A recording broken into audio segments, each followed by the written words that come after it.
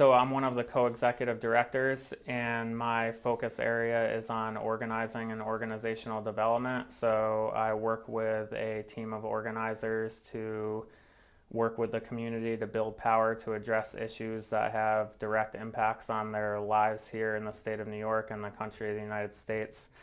And then as far as development, I also work on developing policy within the organization and general fundraising development as well. How big is the organization?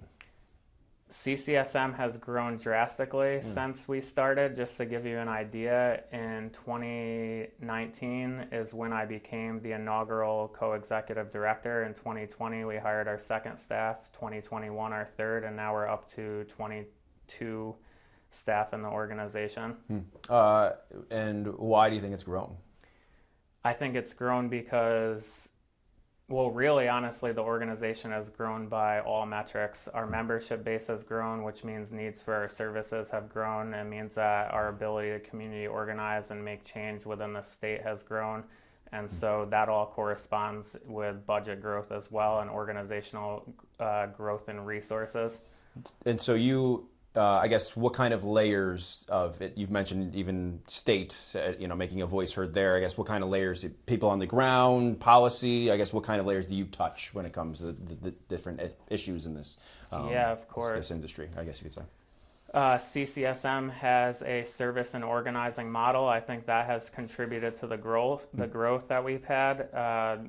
That basically means that we provide services to meet the basic needs of our membership while engaging them in campaigns for systemic change. So that happens at the local level in school districts. We work on DEI policy and campaigns, for example, all the way up to the state level where we are part of coalitions like the New York Immigration Coalition, the Excluded Workers Fund Coalition, and various other campaign-based coalitions to educate our members on what types of changes there can be in New York State in order to make it a more favorable state to live in for immigrants, an equitable state, rather. You mentioned immigrants. Are those the sole people that you work with? Is that the population? Yes, CCSM's mission is to organize immigrants and allies to collectively support, empower, and defend our communities. The majority of our membership are immigrants, but we also have allies as well who share in the work of governing the organization, of providing services, and defending and protecting our community. I know you mentioned you were founded, 2017? 2016. 2016, sorry. Yep. How did things, I guess, can you take me before and after the people were bust? How did things change for you? What did things look like before in terms of immigration? Obviously, there was a need before. How did it change after people were bust here to the capital region, you could say? So CCSM was really founded with community members having conversations for almost a year. I'm one of 4 co-founders. The other 3 co-founders are directly impacted by the immigration system. We had conversations with various community members for over a year leading up to the founding in 2016. We realized that there had to be an organization that centered directly impacted immigrants and how the organization was run and serve the needs of that population, because many of the other organizations in the area, especially specifically in rural areas like Columbia and Greene County where we were founded, organizations were not meeting the needs, whether it be language barriers or barriers to access based on federal funding, et cetera. So there's always been a need for these services and organizing, and that, along with the fact that the majority of co-founders were directly impacted, I think has been one of the main contributing factors to our success as an organization. There's never been a time in which immigrants have stopped coming to the area, or asylum seekers, various statuses of immigrants have been living here. And so prior to people being bused here, we were doing the same thing. We had to scale up in a major way because of the influx, I'll say. It's how we're used to working is one family this week, one family the next week, another individual the next week. So it's more of a paced increase in need for services.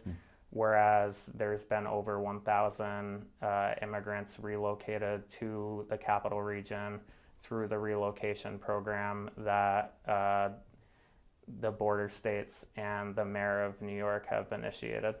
The relocation program, how did you feel about that? I feel that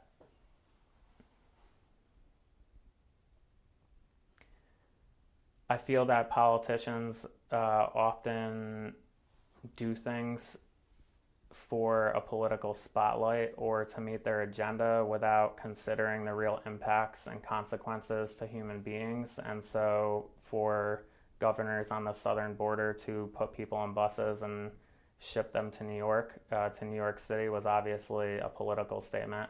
And the consequences of that have been vast, and they've been, I would say, exponentially increased based on the mismanagement of this program in many ways, as far as contracting and who the companies are who were getting emergency funding, if they're actually doing what they're supposed to do in the projects, and how community-based organizations are left to fill a lot of these gaps. And it was extremely difficult for the local community, as far as community-based organizations, to be able to rise to the occasion and work with folks on the ground as soon as the first bus was here. And part of that was because of lack of communication between the New York City government and jurisdictions up here and NGOs up here. I mean, we were in conversation. We let them know, for example, that our region doesn't have the capacity to meet the legal needs at that time of the folks that would be relocated here, and they were sent anyway. And obviously at this point, I mean, we've always been willing to receive them, and we've done as much as we possibly can on the ground, and we've increased the capacity as needed. We advocated for funding in order for organizations to get more funding to be able to scale up for this project. We still need more funding, and especially in this this current reality, it just highlights the mismanagement, which is that on December 10th is when we're hearing that folks will be evicted from the hotels. So we have almost 400 individuals still in the hotels. We're in code blue months, which means it's a cold time of year, especially for individuals who are not accustomed to this climate. And they're proposing to evict all of these people, which is inhumane and unjust. And our organizations are exploring all avenues possible to keep folks in the area that want to stay in the area. And also, if this emergency eviction does go through, we are planning in order to meet the needs of individuals who will not be returning to New York City. Our partners, RISE, Ibero, New York Immigration Coalition, have been essential in this process, especially Ibero in relocating folks into independent living through the MRAP program. RISE as far as providing legal services and case management. And our organizations have worked extremely well together and are continuing to build out our ability to collaborate and more effectively serve this community. The city had, I guess, part of their role, I guess the contract was probably food and shelter, right, at the end of the day? Food, shelter, case management. Okay. What does case management consist of? What the contract says is elusive, and what it means in practice is still mysterious to us. Okay. What it's meant is mostly us doing case management, especially because many of the folks who worked for .go did not have past experience in case management, especially locally or with immigrant populations. And so the organizations who have been here doing the work since 2016, some of them earlier, have those networks to be able to navigate them and connect people to services. And a lot of times we're the ones who are providing the services as well. So case management has been a challenge. There's times in which access to the hotels were a challenge as far as getting legal services into the hotels, getting case managers into the hotels. The food has always been horrendous. It's one of the number one complaints that we've heard from residents in the hotels. And you know, they're not being set up for success in many ways, but in this way, when they first got there, at least for the first several months, food was literally frozen TV dinners that were put in microwaves. 3 meals a day. Yeah. So CCSM has been working with our food program. We're a member of the Regional Food Bank. We do supplemental food drops at the hotels each week to support residents in making sure that they are able to meet their needs in that regard. And we'll continue to do that as long as residents are in the hotels, as well as find creative solutions to continue to support folks in their independent living situations and or if they're evicted. So I was going to ask what gaps are you filling, but kind of in reality you're doing everything. Our coalition, I would Yeah. say, it's not just CCSM. Right, We're and fortunate to yeah. have so many amazing partners in this, and the city of Albany has been great to work with as well. The county of Albany has also been great to work with, and so I feel like we have a very solid group that's been brought together and united in a way that perhaps wouldn't have happened if we hadn't had this situation to step up to support on.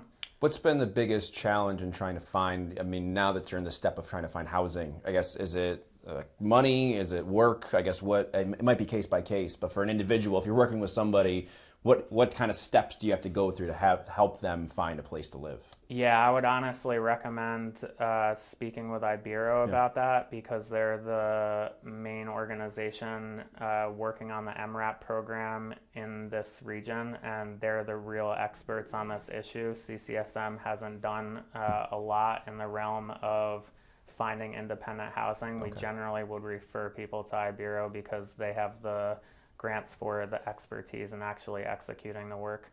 What is the nature of your work now? We touched on some of those other gaps that you were filling. What are those other things that you facilitate? Yeah. So over the last year and a half, we've hosted a number of legal clinics, TPS clinics, asylum clinics.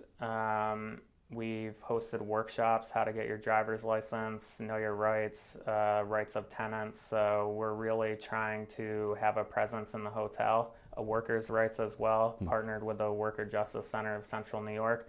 So we're doing as much as we can to equip residents with the knowledge that they need to be successful here and to protect themselves and defend their rights, which is something that has always been an underpinning of our work. We don't approach our work from a charity perspective. We believe in empowering our members to defend their own rights and to reach their own goals and thrive here. And in order to do that, we are more of guides, facilitators, organizers, etc. So the legal work continues. It will become increasingly more difficult as people disperse or are evicted from the hotels. But we continue to have legal service provision and coordinate with other providers like Albany Law School, for example, New York Immigration Coalition. We refer a lot of people to Prisoner Legal Services and the Legal Project. So again, these are just examples of partner organizations who are stepping up in the region to support the overall work, because no one organization has the ability to do it alone. What kind of work are they getting? Does it depend on their status? In my experience, it's been a lot of the work that most of our community gets, which is construction, landscaping, service industry. I'm sure there are outliers in that, and because we don't have a formal workforce development program, I don't have stats on that, but from what we hear from residents and what we've seen, those are the primary industries that folks are working in. We have actually had multiple residents provide interpretation services for us. We provide interpretation at our workshops. I think the most expansive workshop, we had 5 languages going at the same time, using a variety of language lines, in-person interpreters and facilitators in other languages besides English. That's been a very interesting and difficult part of the work to navigate. Is we generally see influxes of populations from a specific region or a specific country. Like there was a lot of resettlement of Afghans, for example. There's always been a large Latinx community, and so when we understand those populations and are able to develop the language resources to work with them, I mean, the majority of our staff is bilingual. it increases the success of our programming. And with this particular population, we're talking about people from all over the world, from languages that we haven't traditionally seen spoken in the region, like Pular and Wolof. And so we've done a great deal to partner with interpreter collectives and find technological resources to be able to support communicating and educating them. What is, I mean, you can't speak to the group or even get in their heads, but for an individual that's, you touched on at the beginning, bust from the border to New York City to Albany, wherever you might be, what do you feel like is the mentality right now? Is it frustration? Is it, okay, like, and now that they've even been here for, about a year and almost 2 years now, I guess, what is the mentality at this point? Yeah, I think it's mixed based on case by case. I think that deceit has been a popular feeling amongst residents. They were told, many of them, in order to get here, they were told that it was a voluntary program, but some of them were told it was a voluntary program, but they were all told that they would have a place to live, that they would have work in Albany, all things that work especially is not something that's guaranteed, and we believe was a false promise by the contractors on this project. They're now being told once again, a lot of the folks in the hotels, oh, we'll provide you with travel and housing and work if you move to Texas. So there's a great deal of mistrust that we as nonprofits have had to overcome and show through our actions and our words that we are trustworthy partners in this work. I think a lot of folks are feeling successful. The folks that have been able to submit their immigration applications through clinics or one-to-one service with some of the providers I mentioned, including CCSM, and are in independent living situations and have steady jobs. So there's a lot of success stories that are happening within the community and show that this region is supportive of integrating them. They have been integrated into our community, and we don't want them to be kicked out. We don't want them to be evicted. We want them to stay. And that sentiment is true from government to employers to nonprofits to directly impacted community members. There's been some politicians questioning the legality of these individuals, but from my understanding is they're here and they went because they went through the process. They're going through the process, right? Is that the case? Yeah, so right? That's the reason they were in buses. That's the reason they have been processed the way they have been. Exactly. Right? They followed the process of asylum in order to get into the United States. The majority of them have asylum applications or other statuses that they have applied for, and so they are following the rules to the T. And that isn't to say or pass judgment on anyone who isn't, because we know that we live in a country with very unfair, racist, and capitalist immigration policies, and policies that are upheld and expanded upon administration after administration, regardless of political party.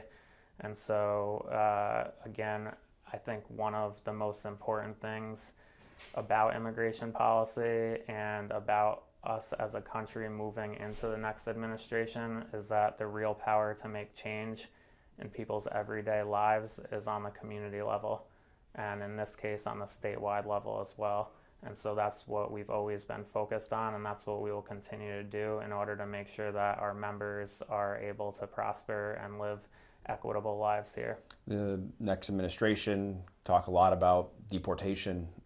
Yes, what kind of questions have you been getting, and what kind of conversations do you have with them about this? Are they scared? Yeah, I think the fear of the unknown, or in this case, maybe the fear of the known from the last administration, is definitely creating a lot of fear within our communities. And as organizers, as advocates, as service providers, I believe that it's extremely important for us to be clear on what we've experienced under the last administration, what we anticipate happening under this administration, and more important than both of those things are how we plan to support people and organize people during this time. If people are fearful, the logical antidote to that is hope and feeling supported when you are otherwise feeling under threat. And so a lot of questions have come up around individual cases, people who already have cases in process, specific statuses, and there is really a broad spectrum depending on which area you're talking about as far as how much this administration can impact it. So one example is that 1.5 million people who currently have temporary protective status, otherwise known as TPS, could lose their status very quickly under this administration because the status is based on their home countries being designated for that, and so the executive has a great deal of control over that. Obviously, a concern for nonprofits in the community are rate increase in raids, workforce raids, house raids. When this administration was in power last time, there was a lot of raids, houses, workplaces, courts. And a lot of the efforts to run the largest mass deportation campaign in our country's history are reliant on collaboration from local agencies. And so we've seen, Sheriff's Department, the Columbia County Sheriff's Department collaborates with ICE despite having a non-cooperation agreement in place. The state troopers are collaborating with ICE despite there being an executive order from Governor Cuomo, Executive Order 170, which was passed in 2017, and many other local law enforcement agencies. One of the starkest examples of this is Rensselaer County, who has a 287G agreement, which deputizes their officers at their jail. So we, again, going back to the local, we have a role to play here. We have the power to disrupt this mass deportation machine, and I think local politicians, elected officials, regardless of political party, need to have the well-being of their constituents at the forefront of navigating this administration, and we cannot have hollow words of opposition. We need actual action. We need laws that prohibit law enforcement from collaborating with ICE, such as New York for All. We need dignity, not detention, which would prevent private detention centers for profit being built in our state. The administration has vocally said that they're going to increase the number and size of detention centers, especially in metropolitan areas where they are close to airports and able to expedite removals. So if the state of New York can pass something like dignity, not detention, if we can pass something like New York for All, we will be taking away some of the tools that the federal administration has to execute their agenda.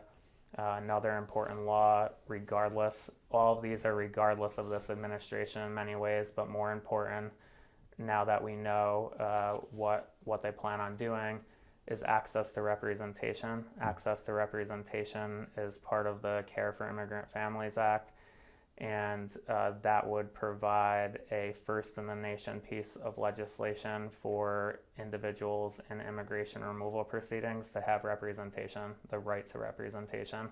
So from my perspective, those are the three pieces of legislation that would have the largest impact in our communities and in the state of New York. And that's all coupled with the other things that we are doing to prepare our community, such as Know Your Rights trainings, family preparedness plans, rapid response creation and building of rapid response networks, training our staff in safety and security. The state is not the only threat here. CCSM as an organization and our communities have been experiencing escalated attacks against our organization from the state, from the feds, from civilians as well. And so it's abundantly clear that we keep us safe. And in order for us to support and protect our communities, we need to be better prepared. What do you mean by attacks? Attacks, political attacks, legal attacks, threats of physical violence or actual physical violence. A year and a half ago, a 18-wheeler tried to ram one of our protests by the Rensselaer County Jail and actually struck two of our safety team members. So nothing has been getting better under this administration. There's never been a point in which we thought all right, our mission's done here. We're going to pack up and everything's good. It's been steadily getting worse. And that isn't to say that it's going to be exponentially worse under this next administration.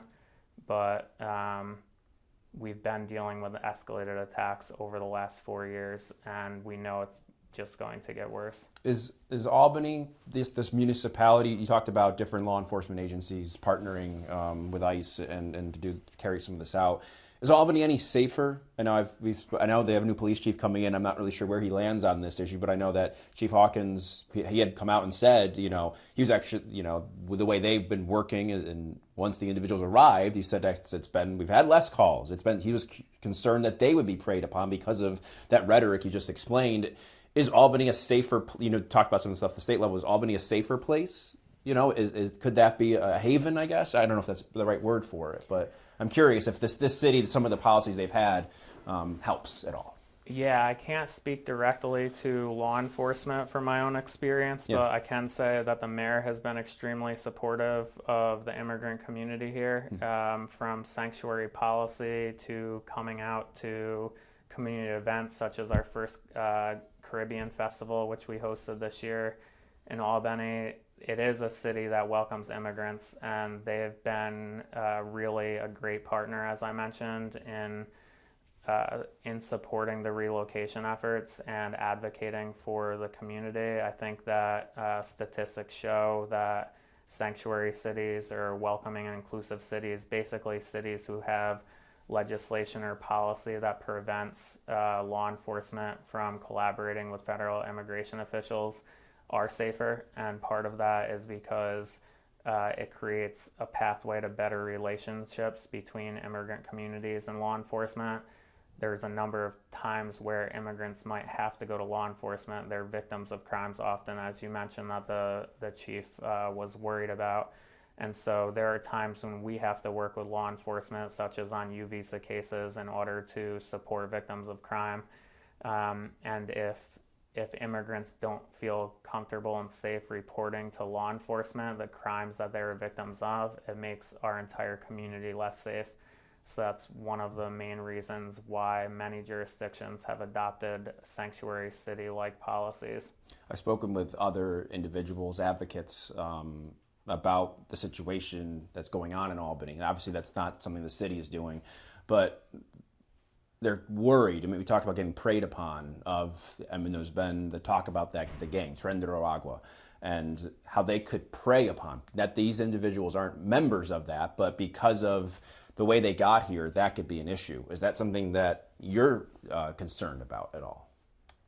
We're definitely concerned about immigrant communities being vulnerable to being victims of crime. The reality is it's a spectrum, right? We have members whose children have been kidnapped at the border and held for ransom within the last few months. We have people who have been scammed out of tens of thousands of dollars by attorneys, right? So it goes from gangs to white collar as far as who's targeting these communities to take advantage of their situations. And so again, the most important thing that we can do is direct them to actual legal services that we trust from nonprofits or from private attorneys that are trusted in the community, to educate them on their rights, to build relationships that make them feel comfortable reaching out to us, asking, is this normal? Is this okay? What do I do in this situation? And so the more that we can come together as a community and build those relationships and provide the resources necessary, the less likely that folks will be preyed upon by, again, anyone from gangs to white collar. Goes back to that deceit, right? Exactly. The mentality you Yeah. spoke to. And the reality of the situation is people are often desperate. They need to get immigration status in order to have a future in this country, as one of the number one socioeconomic indicators for success. And so if somebody's promising you a winning case, you're willing to do a lot to get there. Yeah. You look at the deportation, even the eviction. What kind of impact do you think that can have, not only on the people, but the area, to all of a sudden root them out, I guess? Yeah. I mean, clearly there's a socioeconomic impact to a large-scale eviction like this, both on the individuals who are being evicted and the psyche of individuals who identify with those populations. From an economic perspective, I would imagine that the hotels that residents are in currently are having an economic boom from this, and folks are working, and we know that low-income people spend higher percentages of their income in local economies. So that means that restaurants and service providers and everything that it takes to live, landlords, etc., are having an influx economically from this population being here. And from our perspective, obviously, the sociological and legal perspective and humanity is what we're focused on, but it's undeniably had an economic benefit for the region, and we hope that continues, and we hope people are able to stay here, work here, and live here long term. You mentioned the last is just that you mentioned that the human aspect of this, talked about how far they've come, and now to have it something else, it's just, I mean, for you to watch this has to be frustrating. Right, and to see that, and like probably people that your people have got to know, and all of that, and say, okay, now you have to go, and now you have to go even farther. You know, I think that's probably part of the problem, right? Yeah, I mean, I think it's easy to think of asylum seekers in the context of the large group that was relocated here, but when we're talking about the overall population of immigrants in this area, we're talking about long-standing community members, people's family, my family. Family of our staff, family of our membership, and so there's clearly an emotional